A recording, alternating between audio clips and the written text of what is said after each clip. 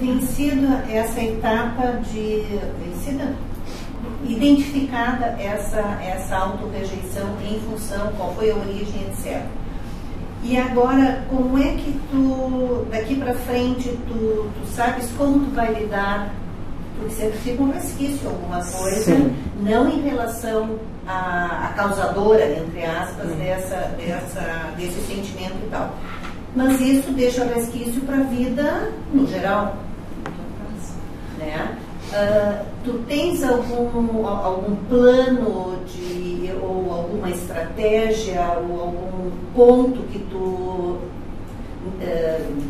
percebas que tu tens necessidade de lutar contra aquilo para vencer? Sim, eu acho que alguma coisa específica, não quero nem saber. Eu vou te dizer assim, tem um coisa. escritor de ficção científica, é o Isaac Asimov, e tem uma frase dele que eu acho muito interessante, assim, que quando eu li na adolescência, eu marquei daquelas frases que você guarda para sempre.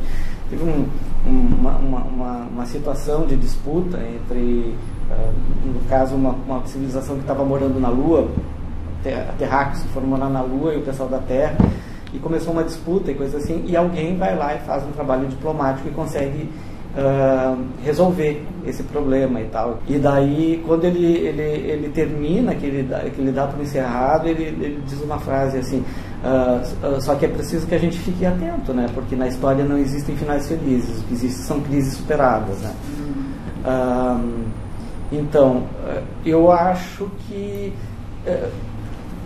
esses resquícios e coisas assim, até eu acho, o Freud, quando ele fala da castração, e eu cheguei a falar sobre a castração aqui e tal, coisa assim, a princípio ele como médico e coisa assim, um médico lá do início do século passado, ele achava que se resolvia. A princípio ele resolvia. Quando lá no finalzinho da vida dele ele percebeu que não, que ficam resquícios. Ele até vai criar um termo que se chama o rochedo da castração, que ele percebe que é como se voltasse, sabe, esse enrijecimento, assim, sabe, que é uma coisa que na verdade a gente aprende a tirar determinados benefícios até com isso, e a gente vai fazendo questão de manter, sabe. E sim, existe, né? Tem que ficar atento, tem que ficar vigilante. E uma das coisas que eu acho que é assim, as coisas podem retornar, podem ter esses retornos, mas quando a gente se trabalha, é muito mais fácil sair deles. A gente não tem atenção. Tem uma figura que também dá para usar. Quando você não sabia, quer dizer, quando você não estava tratando disso, tinha a fenda, tá? Tinha o distanciamento. Sim. No momento que você começa a trabalhar isso, né? Tipo esse gesto que você fez, né?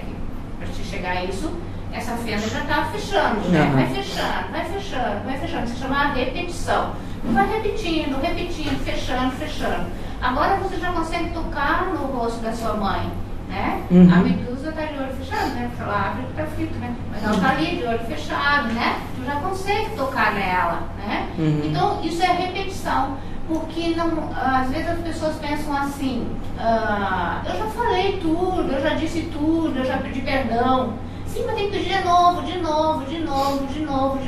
Porque isso não se fecha de uma vez só, né? E mesmo quando você fechou tudo, fica cicatriz.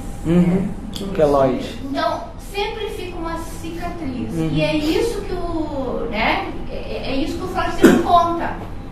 Sempre vai ter uma marca ali. Agora, essa marca ela não precisa doer, mas ela está ali. Está ali, né? E essa repetição, essa tentativa de fechamento, por isso que cura não existe.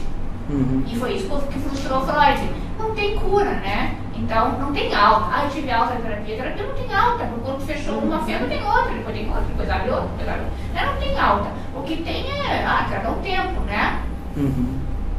Então, esse apaziguar é você viver bem com essa cicatriz. Mas ela tá ali. É não negar, dizer que não tem nada. Porque não tá, não tem mais problema. Não existe isso. O paraíso não é nesse mundo. Sim.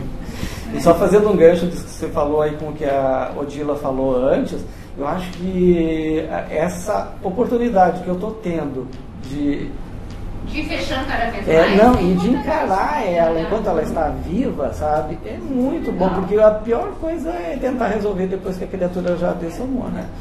Daí a cristalização de uma imagem, vem sentimento de culpa, vem milhões de outras coisas que complicam. Eu acho que eu estou tendo, sabe, uma oportunidade, é uma oportunidade muito grande que eu estou tendo para o dia que ela se for, eu deixar vai, né? Siga teu caminho.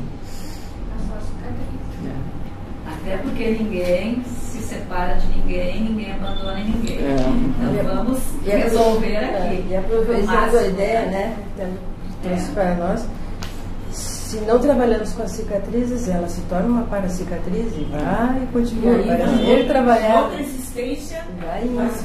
Ela entra na nossa história, na nossa genética, nós chamamos de paragenética, porque vai além da genética a ideia, né? E é prioritário eles trabalhar o quanto antes, né? O Edson quer perguntar. Trazendo assim, o Ricardo falou alguma coisa na primeira parte do debate em relação com o mega trafar, né? Eu sempre questiono muito essa questão de mega trafar. Essas coisas mega, assim, eu sempre fico questionando bastante, assim, acho que elas servem para te nortear num determinado momento e depois quando vai te aproximando delas, elas parecem que não são bem aquilo, né? E essa coisa de definir muito, assim, parece que, pelo menos para mim, encaixota muitas coisas, né? Uhum. Mas a autorrejeição ser um mega trafar, né? Se tu olhar para isso, né? Essa autorrejeição, ela tira a tua força, né? Ela tira o teu poder, né? Uhum. Vamos olhar o outro lado, assim, vamos tentar ver, eu quero fazer esse exercício contigo. Do Paulo poderoso, né? Que tem poder, que é autocrata, que manda, que toma decisões pelos outros, né? Vamos criar essa imagem. Como é que tu lida com esses dois paralelos, o empoderado Paulo e o autorrejeitado Paulo? Mas eu acho que eu não preciso passar por esse outro lado, Edson. E assim, ó, eu já tive situações em que eu detinha poder e coisa assim. Era uma coisa tão complicada para mim que eu tinha uma vigilância tão grande para não repetir essa coisa autocrata que vinha da mãe, assim, que se tem um aprendizado que eu tenho dessa vida, eu acho que foi isso, sabe? De não repetir o que eu tive em casa.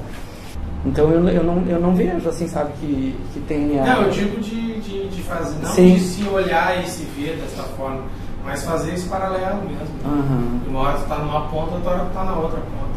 Mas Com consciência. Eu não creio que exista essa passagem para outra ponta, sabe? Eu acho que se resolvendo isso daí eu tenho condições tranquilas de... Não, até porque eu digo passar no sentido pêndulo, movimento, né? De uma série X para outra. Inclusive conseguir fazer essa passagem com mais tranquilidade.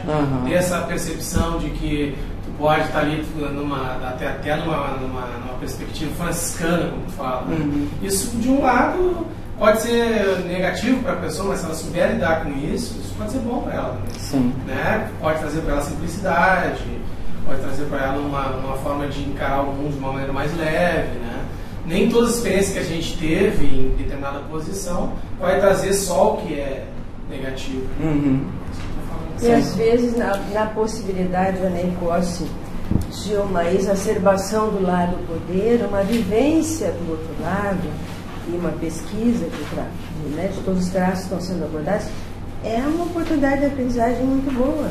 Até que nós conseguimos equilibrar isso, né? Não ficarmos na ponta do binário, ora eu estou aqui, ora eu estou ali, né? Ah, tá. A professora pediu para falar aqui na autovigilância também sobre a reação à crítica, né? Bueno, em função dessa criatura que eu desenvolvi a vida inteira, que estava sempre na proteção, se protegendo e coisas assim, imagina como é que eu reagia a críticas, né? Eu estava sempre já na defensiva. Era muito complicado lidar com críticas para mim, sabe? Muito, porque assim, qualquer crítica é como se a pessoa estivesse me jogando fora, estivesse me rejeitando, fora de qualquer situação. Eu acho que isso também se trabalhou bastante, coisa assim, e talvez o fato de ter feito arquitetura foi uma grande experiência que eu tive, porque quando a gente estuda arquitetura, a gente tem que lidar com professores assim que são completamente despreparados para criticar os alunos, sabe? eles fazem questão de olhar assim, sabe, ir lá e descobrir onde está a tua ferida, chamo de ferida narcisa, e ir lá e cutucar, sabe, sem dó. Eles vão, eles não têm preparo nenhum para buscar. Então a gente, quem consegue resistir uma faculdade de arquitetura, o William está aí, coisa assim, eu acho que a gente sai ou a gente sai igual os professores, sabe, pronto para sair criticando e para sair massacrando as outras pessoas, ou dá para transformar essa limonada, esse limão numa limonada, né? Eu gostaria de saber, no caso terminar uma pesquisologia, o que é cascata evolutiva? A cascata evolutiva consta no livro 700 experimentos, e a cada conquista que você faz que te leva a uma nova conquista, digamos assim, né? Você descobre um talento, começa a aplicá-lo e tudo mais, aí em consequência surge um novo, assim por diante. Mais ou menos. Eu acho que foi mais ou menos isso. Quando eu li esse negócio da cascata evolutiva, eu percebi, sabe, o quanto que esse verbete poderia me permitir, sabe, cumprir, subir mais um degrau nessa área. Se essas manifestações que tu colocaste todas aqui, na somatologia, tu realmente conseguisse superar. Desses aqui, seu Cerato, assim, eu colocaria um que é bastante importante, que eu acho que tem muito a ver comigo, que foi que eu localizo perfeitamente o momento que aconteceu, que foi quando eu comecei a ter rinite. Eu tinha uns 11, 12 anos, mais ou menos. Aí, também é um dos casos que está relatado ali, assim. A minha mãe nos deixou em Bom Jesus e uma situação dela, que ela estava envergonhada de alguma coisa lá, investimento que ela fez numa campanha política, que ela se envolveu lá e coisa assim, o sujeito perdeu e ela ficou envergonhada, ela achou uma desculpa e foi morar na fazenda. E deixou eu e meu irmão, eu tinha 12, 13 anos, o meu irmão tinha 11 anos, ela nos deixou na casa da avó e foi lá resolver o problema dela e coisa assim. Então essa perda da casa foi uma coisa muito complicada para mim, sabe? De uma hora para outra eu não tinha mais, tinha que morar na casa da minha avó, que era uma velhinha, ranzinza e tal, e tudo diferente, sabe? E eu perdi essa referência, que era a minha casa onde eu podia levar meus amigos e coisas assim. Da batata, em questão de 2 ou 3 meses eu comecei a ter rinite. Onde a autorrejeição interferiu, a autorrejeição na tua sexualidade. Porque ele fala em sexualidade exacerbada. Exacerbada, né? Eu acho que era um comportamento que eu tive, assim, eu era, digamos assim, bastante perdulário, né? Eu era bastante perdulário na questão sexual, assim, eu era insaciável e coisa assim, porque eu não queria me saciar. Eu queria simplesmente usar e pronto. Eu acho que tinha isso, sabe? Eu acho que no fundo eu sabia que nada ia resolver, sabe? Nada ia me satisfazer. Sim, porque o exacerbado é teu, né? Foi você que botou ali, né? Então, sim, é porque você, nesse exacerbado, tem uma falta. Suprir a carência de afeto. Sim. Porque no sexo existe o afeto, né? Pode existir ou não. Talvez tu buscasse um afeto. Pois é, e eu te diria assim, ó, isso é uma característica de todos lá em casa. Né? Tem fases na vida. Então, isso que eu estou querendo te dizer, que é uma coisa importante, atrás disso se esconde algo importante. Sim. Certamente. Não só teu, meu, de todo mundo. Nesse lugar tem aí. Tem fases na vida também que tem mais valor, menos valor, essa questão de sexualidade, de busca, de conhecimento. O adolescente chega e quer conhecer o mundo, né? Depois vai equilibrando.